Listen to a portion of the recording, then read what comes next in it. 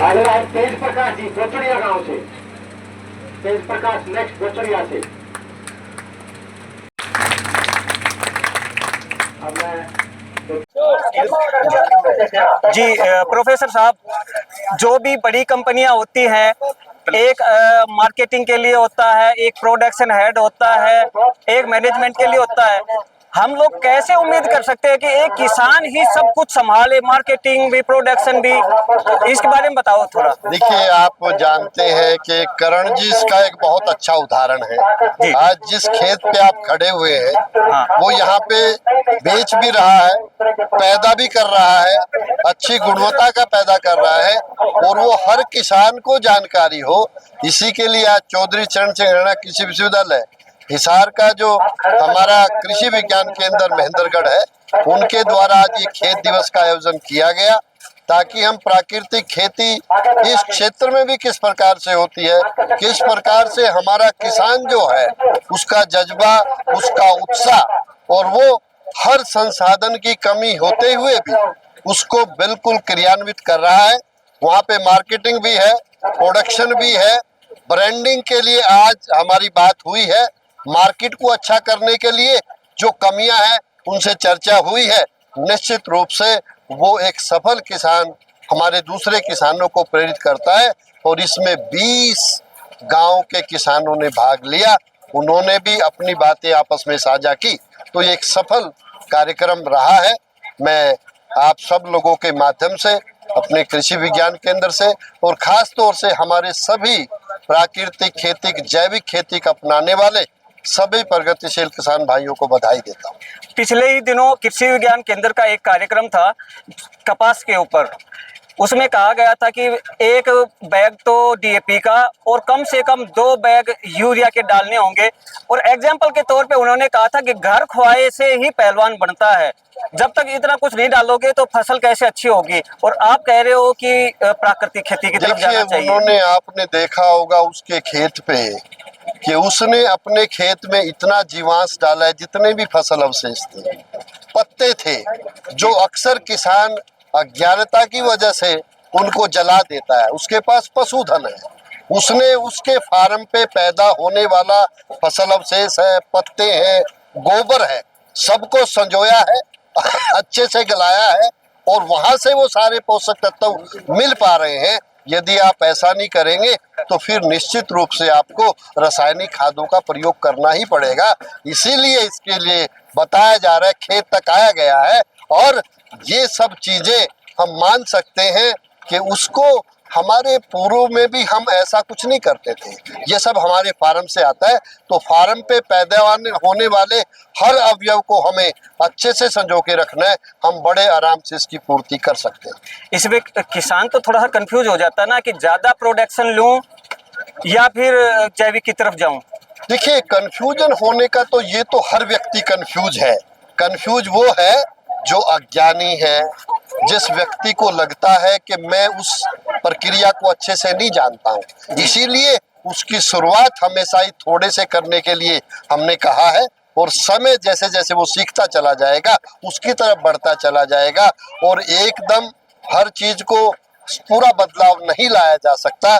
जहाँ पे किसान के पास फैमिली लेबर की उपलब्धता, उसके पास अवशेषों की उपलब्धता, सब संसाधनों को भी देखना है, उनका आकलन करते हुए हम लोगों को आगे बढ़ना है, इसीलिए बड़े आराम से हमको आगे बढ़ना होता है। सर, आप हिसार से चलकर महेंद्रगढ़ जिले की जो टिब्बों की धरती है उस बेवड़ में आए हो, क्या कहेंगे इस बारे में? देखिए, ये हमारा, यदि हम चौधरी चरण सिंह राणा कृषि विश्वविद्यालय का कार्य ही है कि वो किसान के खेत को जाने, वहां तक पहुंचे, हम किसानों के साथ मिलके काम करेंगे तभी उसकी समस्याओं को जान पाएंगे, और समस्याओं को जानने के बाद उस पे शोध करके वापिस आएंगे। ऐसे हमारे माननीय मुख्यमंत्री नायब सिंह जी सैनी जी, हमारे कृषि मंत्री श्याम सिंह जी राणा जी, हमारे माननीय प्रधानमंत्री जी, खेत बचाओ का अभियान भी माननीय हमारे जो कृषि मंत्री हैं भारत सरकार के, क्यों शुरू किया गया कि हम किसान के खेत में जाएं, उसके अनुभवों को सीखें, और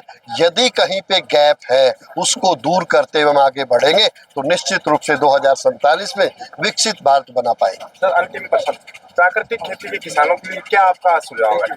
देखिए, मैं एक ही बात कहूंगा कि मेरा किसान छोटा है, सीमांत है, उसको अपने फैमिली लेबर और जो भी उसके पास अवशेष है उनका सदुपयोग करते हुए, सभी प्राकृतिक संसाधनों का सदुपयोग करते हुए आगे बढ़ना है और थोड़े से शुरू करना है, ताकि पहले अपने परिवार की आवश्यकता को हम पूरा करें, फिर धीरे करते करते हम उसको बढ़ाएं।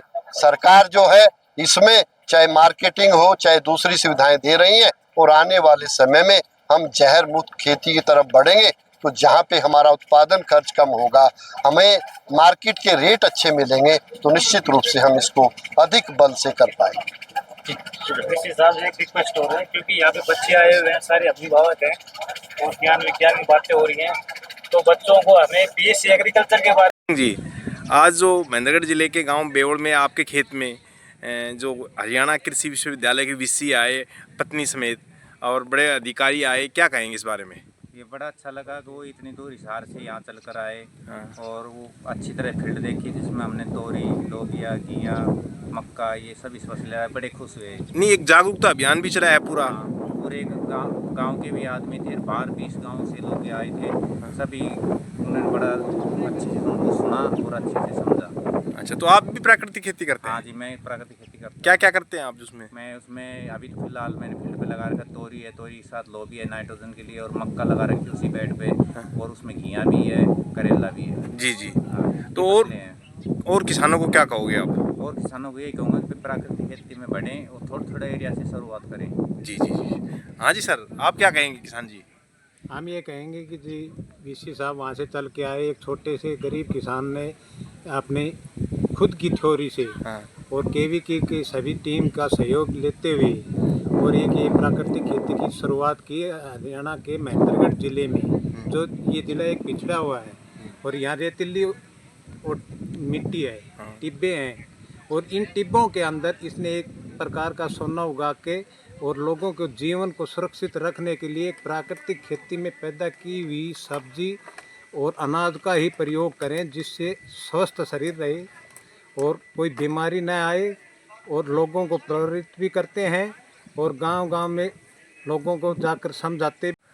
आप डॉक्टर सत्यजीत यादव जी हैं, क्या कहेंगे आज जो प्राकृतिक खेती को लेकर जागरूकता अभियान हुआ है, वीसी साहब अपनी पत्नी समेत आए और बड़े कृषि अधिकारी आए, विशेषज्ञ आए, क्या कहेंगे सर?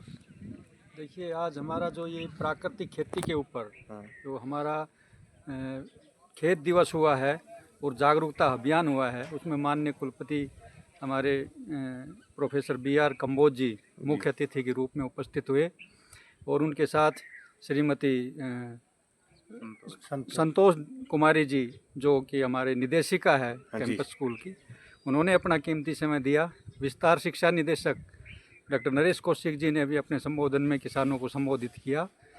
कुलपति महोदय का यही संदेश है कि हमने जागरूक करना है किसानों को नेचुरल फार्मिंग के प्रति, प्राकृतिक खेती के प्रति। जैसे कि अभी रसायनों का अंधाधुंध प्रयोग हो रहा है, उसको धीरे धीरे चरणबद्ध तरीके से हमने कम करना है। कीटनाशकों का, रसायनों का कम प्रयोग करते हुए प्राकृतिक उत्पादों की शुरुआत करनी है और उसको आगे बढ़ाना है।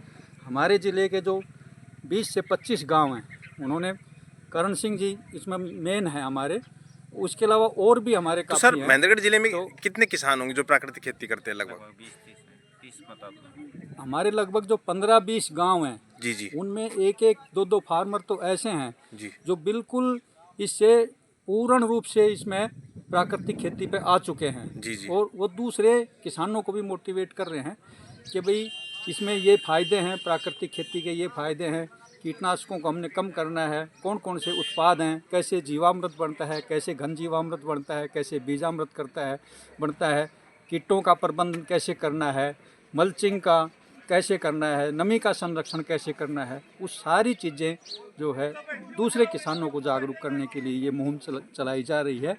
और हमारे वीसी साहब का भी, कुलपति महोदय का भी यही मकसद था कि वो किसान से रूबरू होकर उनकी समस्याओं को जानें और उनकी क्या समस्याएं हैं उनके ऊपर आगे शोध के कार्य हों, ताकि किसान को किसी तरह की कोई समस्या ना हो, वो अपनी उत्पादन बढ़ा सके